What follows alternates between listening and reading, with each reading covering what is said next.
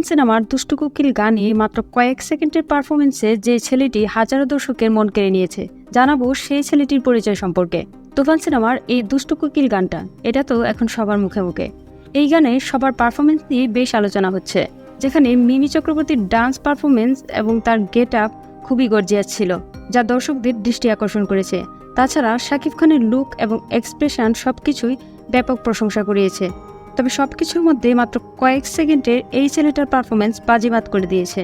এই কয়টা লাইন আর তার পর্দায় উপস্থিতি দারুণভাবে সাড়া ফেলেছে বাংলাদেশ থেকে কলকাতা তথা পশ্চিমবঙ্গের দর্শকদের মনে। এই অভিনেতার নাম হচ্ছে মানব সাজদেব। মুম্বাইয়ের মডেল তথা অভিনেতা মানব সাজদেব তুফান সিনেমার দুষ্টু কোকিল গানে মাত্র কয়েক সেকেন্ডের উপস্থিতি নজর কেড়েছে সবার।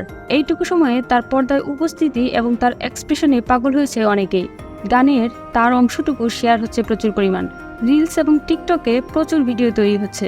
এই পর্যন্ত স্টার জলসা এবং জি বাংলায় কাজ করেছেন মানব। ধারাবাহিক সিরিজ এবং বিজ্ঞাপনে তাকে নিয়মিত দেখা যায়। তিনি বাস করেন মুম্বাইতে বাস করলেও তিনি কলকাতা এবং মুম্বাই দুই জায়গাতেই কাজ করে যাচ্ছেন, কিন্তু এখন পর্যন্ত খুব বেশি জনপ্রিয় হয়ে উঠতে পারেননি। তবে তুফানের এই দুষ্টু কোকিল গানের পর থেকে তাকে নিয়ে বেশি আলোচনার সৃষ্টি হয়েছে। তুফান সিনেমায় তার উপস্থিতি দেখে দ্বিতীয় পার্টে তাকে চাইছে দর্শক। অনেকেই তার পারফরমেন্স থেকে বলছে তাকে এত অল্প সময়ে না মেরে ফেলে আরও একটু সুযোগ দিলে ভালো হতো। দেখতে বেশ ভালোই লাগছিল।